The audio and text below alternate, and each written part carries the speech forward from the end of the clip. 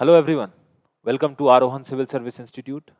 जैसे कि आपको हमारे सोशल मीडिया हैंडल से पहले ही ये पता चल चुका था कि आरोहन सिविल सर्विस इंस्टीट्यूट का जो करंट अफेयर्स और न्यूज़ एनालिसिस का सेशन है वो अब से आपको हमारे सोशल मीडिया हैंडल्स पर बिल्कुल मुफ्त सबके लिए ओपन होने वाला है।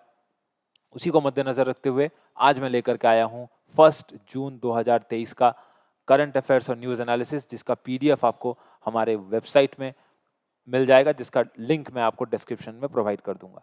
ये जो न्यूज़ एनालिसिस है ये the Hindu newspaper, Assam Tribune, PIB magazine, योजना मैगजीन, ऐसे कई इंपॉर्टेंट आर्टिकल्स के बारे में हम लोग बातें करेंगे। और सिर्फ यही नहीं, सिर्फ करंट अफेयर्स और न्यूज़ एनालिसिस नहीं, आपको हम इंडिविजुअल टॉपिक्स पे डिटेल वीडियो भी प्रोवाइड करेंगे। तो इसीलिए हमारे चैनल्स को ज़रूर सब्सक्राइब करें और चैनल्स पे बने रहे ताकि आपको एक भी इंफॉर्मेशन मिस ना करना पड़े। आगे बढ़ते हैं न्यूज़ के साथ। तो सबसे पहला जो न्यूज़ आज आसाम से इम्पॉर्टेंट है सिविल सर्विस के एग्जाम्स के एस्पेक्ट में, वो ये है कि किसानों को अब से मस्टर्ड सीड यानी कि सरसों के दानों पे 5,450 रुपए पर क्विंटल के हिसाब से एमएसपी यानी कि मिनिमम सपोर्ट प्राइस गवर्नमेंट जो है वो प्रोवाइड करेगी। मस्टर्ड इससे पहले मार्केट पे सेल हुआ करता था 4,500 रुपए पर क्विंटल। तो ये जो एमएसपी है इस पे गवर्नमेंट भी खरीदेगी, और अगर कोई इंडिविजुअल बायर भी मार्केट में खरीदना चाहे तो इससे कम अमाउंट पे नहीं खरीद सकती। गवर्नमेंट ने 94 पैडी प्रोक्योरमेंट, जो कि अभी गवर्नमेंट ने इंफॉर्मेशन दिया है कि 100 से भी ज्यादा प्रोक्योरमेंट सेंटर के माध्यम से गवर्नमेंट इस मस्टर्ड सीड्स को प्रोक्योर करेगी। प्रोक्योरमेंट का जो हिसाब है हम सबको पता है, सीएससीपी का जो रिपोर्ट है उसके हिसाब से 25% से ज्यादा प्रोड्यूस हम लोग प्रोक्योर नहीं कर सकते। अप टू 25% प्रोक्योरमेंट हम लोग इंश्योर करेंगे। गवर्नमेंट ये कैसे करेगी? गवर्नमेंट करेगी अपने एजेंसीज के माध्यम से। गवर्नमेंट ऑफ असम की बहुत सारी एजेंसीज है जो प्रोक्योरमेंट का काम करती है। उसके बाद गवर्नमेंट इसको नाफेड यानी कि national agricultural cooperative marketing federation, जो कि 1958 में एस्टेब्लिश हुआ था, उसके माध्यम से गवर्नमेंट इसको खरीदेगी। ठीक है, गवर्नमेंट ने जो टारगेट सेट किया है वो है 45 metric ton of mustard seed per annum government ये प्रोक्योर करेगी। ध्यान रखने वाली जो बात है कि गवर्नमेंट ये कब प्रोक्योर करेगी, ये जून 1 से अगस्त 26 का गवर्नमेंट ने टाइम फ्रेम डिसाइड किया है, जिसके अंदर गवर्नमेंट ये प्रोक्योरमेंट कंप्लीट करेगी। आपके जानकारी के लिए ये भी इंपॉर्टेंट है कि 2020-21 फाइनेंशियल ईयर में अगर देखें तो Assam was 8th position in mustard production. It was 1.85 lakh metric tonne. So किसानों के लिए एक बहुत बड़ा ये तोहफा असम गवर्नमेंट ने दिया है। तो आइए जानते हैं एमएसपी यानी कि मिनिमम सपोर्ट प्राइस क्या है। तो अगर बात करें मिनिमम सपोर्ट प्राइस की, तो मिनिमम सपोर्ट प्राइस जो है ये एक मार्केट इंटरवेंशन स्कीम है। मार्केट इंटरवेंशन स्कीम मतलब कि जब गवर्नमेंट ऑफ इंडिया इंश्योर करती है कि जब शार्प फॉल हो जाए फार्म प्राइसेस में, जब प्रोडक्शन बहुत अच्छा हो जाता है तो क्या होता है, मार्केट में जो चीज़ों के प्राइसेस है, मतलब क्रॉप्स के जो प्राइसेस है, उसमें एक शार्प फॉल देखने को मिलता है। तो इससे किसान जो है उनको काफ़ी हद तक मुश्किलात झेलने पड़ते हैं। उससे बचाने के लिए गवर्नमेंट मार्केट में इंटरवीन करती है, और गवर्नमेंट ने इसी को मद्देनजर रखते हुए एक सिस्टम डेवलप किया है, जिसके अंडर में गवर्नमेंट क्या करती है, beginning of the sowing session. Beginning of the sowing session मतलब जब बुआई या रुपाई होती है कोई भी फसल की, उससे पहले ही गवर्नमेंट क्या करती है, कुछ क्रॉप्स पे, कुछ क्रॉप्स मतलब कितने क्रॉप्स, 22 क्रॉप्स। एक दूसरा क्रॉप भी है शुगर केन, जिस जो थोड़ा सा we are same same but different. कैसे same same but different? 22 crops पे गवर्नमेंट एमएसपी प्रोवाइड करती है। शुगर केन जो है उस पे गवर्नमेंट एफआरपी यानी कि fair and remunerative price, because sugar cane जो है ये बहुत जल्दी सूख जाता है, विथ टाइम सूख जाता है, और इसमें एक बिचौलिया आता है, that is called the mill owners. So उसमें गवर्नमेंट एमएसपी प्रोवाइड नहीं करती है, उसके अगेंस्ट में गवर्नमेंट एक fair and remunerative price provide करती है। नाउ ये कौन करता है? गवर्नमेंट ऑफ इंडिया करती है किसके बेसिस पे, किसके रिकमेंडेशन के बेसिस पे? तो ये जो रिकमेंडेशन है it is provided by the commission for agricultural cost and prices. इसके रिकमेंडेशन के बेसिस पे गवर्नमेंट खरीफ सेशन में कितने 14 क्रॉप्स, रबी सेशन में कितने क्रॉप्स 6 क्रॉप्स, और बाकी 2 कमर्शियल क्रॉप यानी कि जूट एंड कोपरा पे गवर्नमेंट क्या करती है, एमएसपी प्रोवाइड करती है। इन नामों को आप लोग जरूर नोट कर लें। आप लोग पीडीएफ को अगर डाउनलोड कर लेंगे तो वहां से भी आपको ये इंफॉर्मेशन मिल जाएगा। नाउ इसमें अगर आप लोग देखेंगे तो रेपसीड और मस्टर्ड और जो कोपरा है इसका जो प्राइस है इसके ऊपर डिपेंड करता है दूसरे 2 प्रोडक्ट का प्राइस। एग्जाम में क्वेश्चन आ सकता है कि जो एमएसपी है तोड़िया का एंड डी हस्क्ड कोकोनट का, उसका जो एमएसपी है वो किसके ऊपर डिपेंड करता है? It is fixed on the basis of MSP of rapeseed and mustard. ठीक है, रेपसीड जो मस्टर्ड होता है और उसके साथ जो कोपरा होता है, इन दोनों के बेसिस पे डिसाइड क्या होता है, तोड़िया एंड डी हस्क्ड कोकोनट। ये स्टेटमेंट आपको एग्जाम में मिल सकता है, आप लोग सभी कृपया इस चीज पे ध्यान रखें। ठीक है, सो ये एमएसपी और फेयर एंड रेम्यूनरेटिव प्राइस यानी कि FRP, commission on for agricultural cost and prices, इसको आप लोग ध्यान रखें।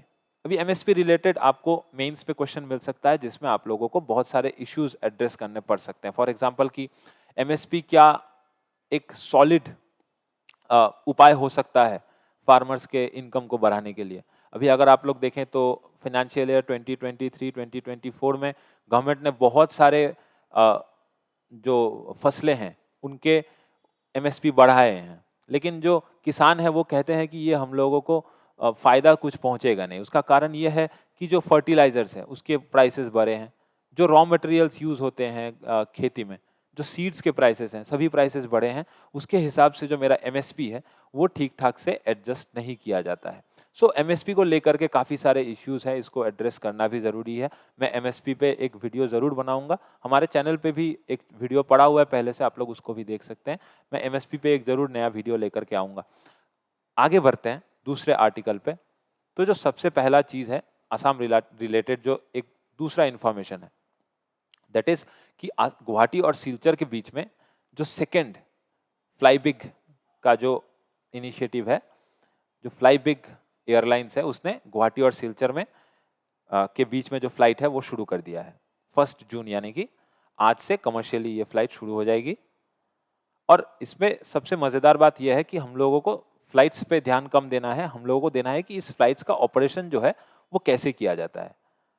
इस फ्लाइट को ऑपरेट करने के लिए जो Assam tourism development corporation limited यानी कि एटीडीसीएल है, ये फ्लाई बिग को वीजीएफ यानी कि वायबिलिटी गैप फंडिंग के द्वारा उसको हेल्प करती है। कैसे हेल्प करती है? आप लोग अगर ध्यान देंगे तो उड़ान के अंडर, उड़ान मीन्स उड़े देश का आम नागरिक, जो मिनिस्ट्री ऑफ सिविल एविएशन का एक इनिशिएटिव है, उसके अंडर गवर्नमेंट जो नॉन कनेक्टेड एयरपोर्ट्स हैं उससे नए नए डेस्टिनेशंस को जोड़ रही है। साथ ही साथ green field projects, brown field projects के मतलब उसको मद्देनजर रखते हुए गवर्नमेंट भी नए नए एयरपोर्ट्स को भी डेवलप कर रही है। ठीक है, तो उसी को ध्यान अगर दें तो ये जो गुवाहाटी सिलचर और उसके पहले जो गुवाहाटी डिब्रूगढ़, ये 2 रूट्स जो है, ध्यान देने वाली बात है कि ये दोनों रूट्स नॉन उड़ान रूट्स हैं। और ये सेकेंड होगा जो नॉन उड़ान रूट पे गुवाहाटी डिब्रूगढ़ के बाद, Guwahati Dibrugarh was the first non उड़ान रूट जहां पर वायबिलिटी गैप फंडिंग के द्वारा जो फ्लाइट सर्विसेज है, जो एयरलाइन सर्विसेज है, उसको फिर से रिजुविनेट किया गया है।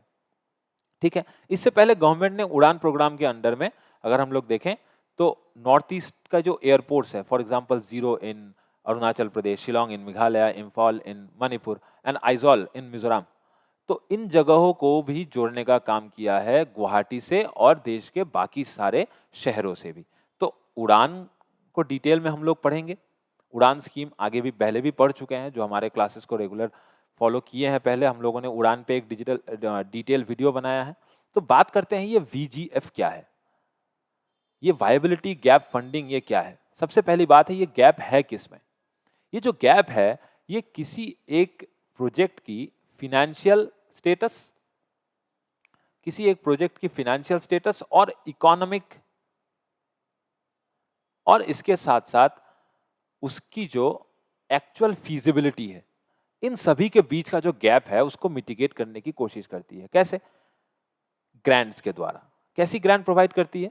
जैसे कभी-कभी देखा जाता है कि एक प्रोजेक्ट है जो कि इकोनॉमिकली बहुत जस्टिफाइड है। फॉर एग्जांपल किसी एक शहर का वेस्ट मैनेजमेंट प्रोजेक्ट। अब ये इकोनॉमिकली बहुत वायबल है क्योंकि जितना अच्छा एक टाउन का वेस्ट मैनेजमेंट सिस्टम होगा, वहाँ हेल्थ रिलेटेड इश्यूज कम होंगे, वहाँ लोगों की प्रोडक्टिविटी ज़्यादा होंगी। तो वहाँ से गवर्नमेंट को रिटर्न्स मिलने की बहुत आशाएं हैं। फॉर एग्जांपल अगर हम लोग हेल्थ सेक्टर में देखें, तो हम लोग अस्पताल को हर जगह नहीं ले जा सकते, बट जब अस्पताल को हर जगह लेके जा नहीं सकते, तो हम लोग छोटे-छोटे ऐसे पब्लिक प्राइवेट पार्टनरशिप के द्वारा हेल्थ फैसिलिटीज को गांव-गांव तक लेके जा सकते हैं। बट हर जगह अगर हम लोग गवर्नमेंट फंडिंग्स का वेट करेंगे, तो शायद हम लोगों को ये प्रोजेक्ट्स वहां पर एस्टेब्लिश करने में बहुत टाइम लग जाए। तो इसी से बचने के लिए जो हम लोगों ने विजय केलकर कमिटी पढ़ा था, विजय केलकर कमिटी किसके रिलेटेड है? अगर एग्जाम में क्वेश्चन आए तो Vijay Kelkar committee is related to public private partnership. ठीक है, जिसको आजकल बिल्ड, ऑपरेट, ट्रांसफर इस मेथड से भी हम लोग जानते हैं। इसका मतलब है कि पहले प्रोजेक्ट को बिल्ड करना है, फिर उसको ऑपरेट करेंगे कुछ दिन तक, जब तक उसका जो ऑपरेटिंग कॉस्ट है वो उनके पास ना आ जाए। उसके बाद उसको ट्रांसफर कर देंगे जो सपोर्टिंग एजेंसी है उसको। सो ये जो गैप है इसको मिटिगेट करने के लिए जो इंफ्रास्ट्रक्चर प्रोजेक्ट हैं जिनको फाइनेंशियल वायबिलिटी नहीं मिल रही है, फॉर एग्जांपल यहाँ पर अगर देखें इंडिया में, तो काफी ऐसे जगह हैं जो कि अभी तक एयरपोर्ट से कनेक्टेड, एयरलाइन से कनेक्टेड नहीं है, वहां एयरपोर्ट्स डेवलप नहीं हो पा रहे हैं। तो वहां अगर पब्लिक और प्राइवेट दोनों पार्टनर्स बन के अगर एयरपोर्ट्स को डेवलप करें, तो उस पर लोगों का बहुत फायदा होता है। तो मिनिस्ट्री ऑफ फाइनेंस ने 2006 में एक स्कीम निकाला था जिसको कहा जाता है कि the scheme for financial support to PPPs in infrastructure, जिसको हम लोग वायबिलिटी गैप फंडिंग स्कीम के नाम से जानते हैं। अब इसका क्या केस है कि वीजीएफ जो है वो अप टू 40% जो है वो टोटल प्रोजेक्ट कॉस्ट का, ये प्रोजेक्ट कंस्ट्रक्शन के स्टेज पे क्या बोला है, it is provided by the government of India and the sponsoring authority. Sponsoring authority मतलब कौन हो सकता है? मिनिस्ट्री ऑफ रेलवेज, हो सकता है मिनिस्ट्री ऑफ अर्बन अफेयर्स, हो सकता है मिनिस्ट्री ऑफ इंफॉर्मेशन टेक्नोलॉजी, कोई भी मिनिस्ट्री हो सकता है, that is the sponsoring authority. तो government of India and sponsoring authority जो है, ये प्रोजेक्ट कंस्ट्रक्शन के जो स्टेज है वहीं 20-20% हिसाब से 40% वायबिलिटी गैप फंडिंग करेगी। ठीक है, ये है उसका मोटा मोटा एक हिसाब। अब ये जो एक्सटेंशन है, ये जो वायबिलिटी गैप फंडिंग है, इसको एक्सटेंड करने का बात किया जा रहा है। सबसे पहले किस पे किया जा रहा था? It is in the physical infrastructure. अभी इसको सोशल इंफ्रास्ट्रक्चर पे भी, जो इकोनॉमिकल इंफ्रास्ट्रक्चर है उससे आगे बढ़ते हुए हम लोग इसको सोशल इंफ्रास्ट्रक्चर पे भी वायबिलिटी गैप फंडिंग को इंट्रोड्यूस करने का बात कर रहे हैं। इसको अगर देखा जाए तो इस पे हम लोग सबसे पहले क्या करेंगे, जो वेस्ट वाटर ट्रीटमेंट है, वाटर सप्लाई है, सॉलिड वेस्ट मैनेजमेंट है, ऐसे प्रोजेक्ट्स पे हम लोग लाएंगे जहां पर हम लोग 100% ऑपरेटिंग कॉस्ट रिकवरी इंश्योर करेंगे। समझ में आया क्या है कि 100% ऑपरेटिंग कॉस्ट अगर हम लोग किसी एक प्रोजेक्ट से रिकवर कर पाए, तो उसको हम लोग जो वीजीएफ का जो सब स्कीम 1 है उसके अंडर में इंक्लूड करेंगे। क्लियर? अब जो दूसरा है that is the health and education sector, it comes under the 50% operating cost ratio, operating cost recovery, sorry, उसको अगर हम लोग इंश्योर कर पाए किसी एक प्रोजेक्ट पे, तो वहां रिलेटिंग हेल्थ एजुकेशन सेक्टर, ऐसे जहां पर हम लोग सोशल इंफ्रास्ट्रक्चर बनाएंगे। इट मींस कि जहां पर human development, human capital development, ऐसे चीजों पे इन्वेस्ट करेंगे। फॉर एग्जांपल हेल्थ, एजुकेशन, है ना।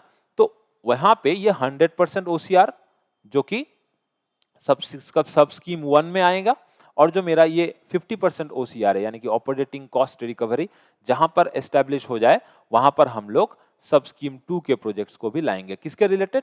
एक्सटेंशन ऑफ दी वीजीएफ यानी कि the scheme for financial support to PPPs in infrastructure, उसको हम लोग जब सोशल इंफ्रास्ट्रक्चर में एक्सटेंड करने की बात करेंगे। So this was all about the VGF.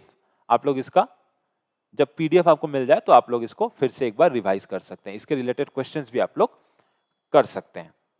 चलिए, तो असम से रिलेटेड एक दूसरा जो क्वेश्चन आपको दोबारा क्वेश्चन में एग्जाम में मिल सकता है, that is the development council. इससे पहले मैंने आपको बता दिया था, क्लास में भी मैंने बार बार ये डिस्कस किया है कि डेवलपमेंट काउंसिल के बारे में पढ़ लें, क्योंकि 6 शेड्यूल में जो डेवलपमेंट काउंसिल, जो डेवलपमेंट डिस्ट्रिक्ट्स हैं, उनको एक अलग सा उनका नोट बनेगा, और जो बाकी स्टेट गवर्नमेंट के अंडर में जो ऑटोनोमस डेवलपमेंट काउंसिल्स हैं, उनके बारे में आप लोग अलग से नोट्स जरूर बना लेंगे। मैं भी आपको हेल्प कर दूंगा, एक डिटेल वीडियो जरूर आएगा इस पे।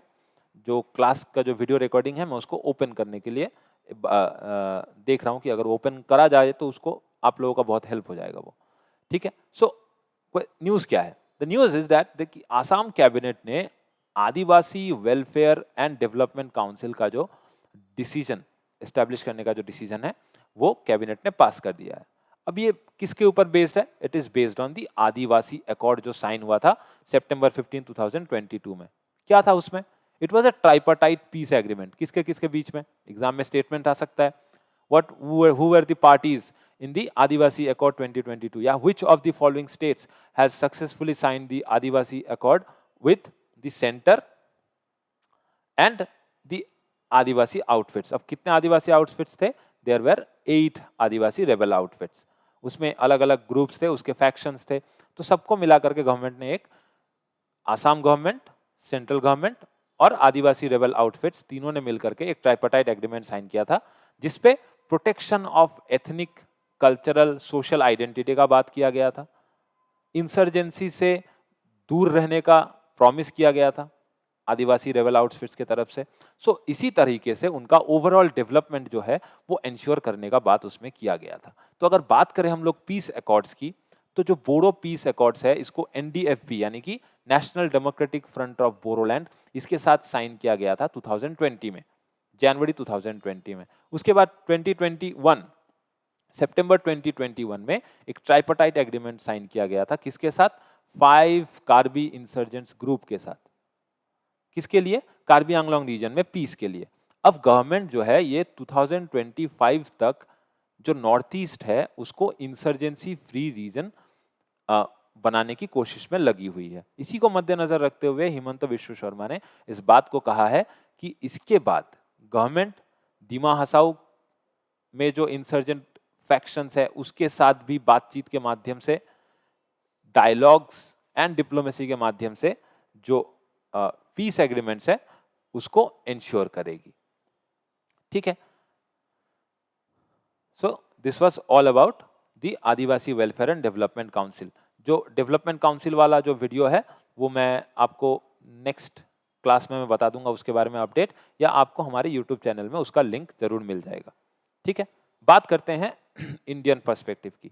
ये हिंदू में एक आर्टिकल आज हम लोगों ने देखा है, ये हिंदू एडिटोरियल का पार्ट है, दैट इज द ग्राफीन। इस बार बहुत लोगों ने ग्राफीन पे क्वेश्चन एक्सपेक्ट किया था, जो कि नहीं मिला है। तो अगर बात करें is India missing the graphene बस, इट मीन्स व्हाट, कि इंडिया ने इस बस को खो दिया है या नहीं। मैं कहूंगा कि अगर आप लोग चीजों को पढ़ेंगे, समझेंगे, तो आपको लगेगा कि इंडिया बहुत पीछे छूट चुका है ग्राफीन के मामले में, but we are taking pace, हम लोग आगे बढ़ने का कोशिश कर रहे हैं। तो व्हाट इज ग्राफीन? ग्राफीन क्या है? ग्राफीन जो है वो एक कार्बन का एलोट्रोप है, कार्बन का एलोट्रोप जो कि वर्ल्ड का थिनेस्ट मटेरियल है बट स्ट्रॉन्गेस्ट मटेरियल है, एंड मोस्ट कंडक्टिव मटेरियल है इलेक्ट्रिसिटी और हीट का, जो कि कॉपर से भी ज्यादा हीट कंडक्टिविटी है। किसका? ग्राफीन का। उसी के साथ साथ ये 200 टाइम्स स्ट्रॉन्गर है किसके साथ, किसके मुकाबले? स्टील के मुकाबले। लेकिन ये 6 टाइम्स लाइटर है। ध्यान दीजिएगा इस चीज को। ग्राफीन जो है उसको हम लोग मोड़ करके, उसकी मेलिएबिलिटी बहुत अच्छी है, उसको हम लोग मोड़ सकते हैं, उसका हम लोग थिन शीट्स बना सकते हैं। तो ग्राफीन जो है इट इज 200 टाइम्स स्ट्रॉन्गर, किसके साथ? स्टील के साथ, लेकिन 6 times lighter than the steel, ठीक है। ये जो है ये 2% लाइट, सिर्फ और सिर्फ 2% लाइट एब्जॉर्ब करता है। तो इससे क्या होता है कि it is almost transparent. Imagine एक मेटल है that is conductive and still it is transparent. तो इसको हम लोग कितने सारे चीजों में यूज कर सकते हैं, starting from automobile sector to aerospace engineering, जिसमें बात किया गया है कि जो ग्राफीन है उसको हम लोग रडार टेक्नोलॉजी से बचने के लिए भी यूज कर सकते हैं। ठीक है, जो रडार है उस पे कैसे बचा जा सकता है, कैसे स्टेल्थ टेक्नोलॉजी को यूज किया जा सकता है, उस पे भी डेवलप करने के लिए हम लोग ग्राफीन को यूज कर सकते हैं। So it is impermeable to gases, gases pass नहीं हो सकते उससे। जस्ट इमेजिन, जैसे इवन लाइट एज हाइड्रोजन और हीलियम जैसा गैस भी उससे इम्परमिएबल है, मतलब उसका अगर ये शीट है तो गैस इसके आर पार नहीं हो पाएगी, that means impermeable. Okay, now graphene based sensors जो है दैट आर, उसको हम लोग यूज कर सकते हैं for environmental monitoring, health care, wearable devices, मतलब जो हियरिंग एड्स होते हैं उसके लिए भी हम लोग यूज कर सकते हैं। सो अगर हम लोग देखें ग्राफीन का ओवरऑल उसका जो क्वालिटीज है, उसका जो फीचर्स है, so it is 100% stronger than steel and stiffer then diamond, diamond से भी स्ट्रॉन्ग है वो। अब 60% ग्रेटर कंडक्टिविटी देन कॉपर भी मिलेगा आपको, यानी कि थर्मल भी मिलेगा, मतलब कि हीट भी मिलेगा आपको। अब अगर लुब्रिकेशन देखें तो उसका जो सरफेस शेयर है वो बहुत कम है, तो फ्रिक्शन बहुत कम मिलता है उसमें हम लोगों को। वैक्यूम टाइट गैस चेंबर्स बना सकते हैं हम लोग उससे। और जो ऑप्टिकल ट्रांसमिशन है, हम लोग 98% ऑप्टिकल ट्रांसमिशन कर सकते हैं, यानी कि सिर्फ 2% लाइट ही वो एब्जॉर्ब कर लेता है, बाकी वो ट्रांसपेरेंसी भी इंश्योर करता है। ठीक है, तो बात करते हैं ग्राफीन में लीड कौन कर रहा है। तो ग्राफीन में लीड करने वाला वही सबका हीरो, चाइना। उसके बाद the US, UK, Japan, South Korea, Russia, Singapore, they are actually leading in graphene research. हम लोग अभी बस रिसर्च शुरू ही कर रहे हैं। तो 2012 तक अगर देखें तो ग्राफीन रिलेटेड पेटेंट जो है वो यूएस ही सबसे ज्यादा डाल रहा था। ठीक है, लेकिन 2018 में क्या हुआ, चाइना ने 218 पेटेंट्स मार दिए, बाकी ने सिर्फ 79 ही मारा। बट इंडिया का देखें, हम लोग को इंडिया से मतलब है, India had only 8 filings for patent. ठीक, तो इस पे लीड कौन कर रहा है, एग्जाम में क्वेश्चन आ सकता है। तो China and Brazil are global leaders in the commercial production of graphene. Okay, now India का इस पे अभी प्रेजेंट स्टेटस क्या है। सो केरला गवर्नमेंट अनाउंस किया है, केरला गवर्नमेंट ने, कि वहां पर सबसे पहला भारत का ग्राफीन इनोवेशन सेंटर जो है उसको एस्टेब्लिश किया जाएगा। कहां पर, त्रिशूर, त्रिशूर केरला में सबसे पहला भारत का ग्राफीन इनोवेशन सेंटर है। इसको 3 बार अपने दिमाग में दोहरा लो, अपने आप ये चीज याद रह जाएगी। ठीक है, सो ग्राफीन रिलेटेड इंफॉर्मेशन हम लोग यहीं तक छोड़ते हैं, आगे बढ़ते हैं। सिटीज, सिटीज मतलब ये एक इनोवेटिव प्रोजेक्ट है गवर्नमेंट का, किसके अंडर में, स्मार्ट सिटीज मिशन के अंडर में। स्मार्ट सिटीज मिशन के अंदर में गवर्नमेंट का जो प्रोजेक्ट है that is the city investments to innovate, integrate and sustain. ठीक है, ये किसके रिलेटेड है, it is related to waste management and climate oriented reform action, यानी कि एनवायरमेंटल डिग्रेडेशन से बचने के लिए सिटीज को मिटिगेशन टेक्नोलॉजीज से लैस करवाने की जो कला है ये हम लोगों को मिलेगी। City investment to innovate, integrate and sustain, that is the city scheme. हाँ, गवर्नमेंट ने वेडनेसडे यानी कि कल जो कैबिनेट की मीटिंग है उस पे गवर्नमेंट ने क्या किया है, इसका 2.0 यानी कि सेकेंड फेज को शुरू कर दिया है, शुरू करने का बात किया है। So it will be implemented in 18 cities. इन 18 सिटीज को कैसे सिलेक्ट किया जाएगा, it will be done through a competition. तो बात करते हैं ये सिटीज है क्या। It is a joint programme, किसके अंडर में, ministry of housing and urban affairs and agency फ्रैंकोis दे डेवलपमेंट और AFD, the European Union and the national institute of urban affairs. ठीक है, ये सबका एक ज्वाइंट प्रोग्राम है, that is the cities program. Now it would span over a period of 4 years from 2023 to 2027। ठीक है, जो मेरा CITIIS 2.0 है, it will expand from 2023 to 2027। और इसको बताया गया है कि it would be implemented in partnership with the French Development Agency or the AFD, the Kreditanstalt for Weder, पता नहीं भाई ये क्या है, that is a German institute, and the European Union, and the national institute of urban affairs. ठीक है, इन सबको मिला करके एक पार्टनरशिप के अंडर में जो है ये प्रोजेक्ट यानी कि city investment to innovate, integrate and sustain वाला जो प्रोजेक्ट है गवर्नमेंट का, इसको लाया जाएगा। ठीक है, चलिए, तो ये थे आज के आपके इंपॉर्टेंट आर्टिकल्स जो कि न्यूज़पेपर्स में कवर किए गए थे।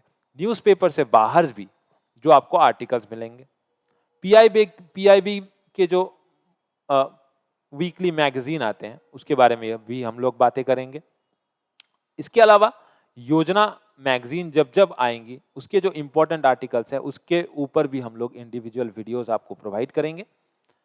इसी के साथ बात करते हैं कुछ क्वेश्चंस की। तो India first graphene innovation centre ये कहां पर आने वाला है? जैसे कि हम लोगों ने पढ़ा, it will come up in Thrissur, Kerala. ठीक है, नेक्स्ट क्वेश्चन पे अगर जाए, क्या बोल रहा है कि with reference to visibility gap funding which of the statement given below are true? It mean a grant to support projects that are economically unjustified but are commercially viable. In India, visibility gap funding is generally done by the government to support the completion of infrastructure project. अब ये spelling को अगर हम लोग ignore कर दे, इसको अगर viability हम लोग लिख पाए, तो ये वाला जो स्टेटमेंट है दैट इज करेक्ट। ये जो गैप फंडिंग है, it is generally done by government to support the completion of infrastructure project. ठीक है, now then 2 will be correct, but it is economically unjustified. So this statement becomes wrong just because of these two words, that is unjustified. Okay, now coming on to the next question, that is the city investment to innovate, integrate and sustain, or the city is a project under the ambit of which one? The smart city mission. ठीक है, नीति आयोग का नहीं है, PM cares का नहीं है, national rural health mission का नहीं है, ये किसका है? That is the smart city mission के अंडर में। ठीक है, तो आज के लिए क्वेश्चंस इतने ही रखेंगे। आपको मैं ये बता देना चाहता हूं कि हमारा जो 3 years integrated civil service foundation course है उसके लिए जो रजिस्ट्रेशन है वो शुरू हो चुका है। इस बैच के लिए आप लोग अगर रजिस्टर करना चाहते हैं तो ये स्क्रीन पे दिए गए नंबर पे आप लोग कॉन्टैक्ट कर सकते हैं, और बाकी जो भी इंफॉर्मेशन है आपको हमारे इस नंबर पे कॉन्टैक्ट करने पे आपको ये मिल जाएगी। ठीक है, सो आज के लिए इस वीडियो पे इतना ही। आगे जरूर मिलते रहेंगे रेगुलर वीडियोस के साथ। इस सेशन का जो पीडीएफ है आपको वो हमारे वेबसाइट पे मिल जाएगा, उसका लिंक आपको वीडियो के डिस्क्रिप्शन में हम प्रोवाइड कर देंगे। तब तक के लिए good night, best of luck, thank you so much.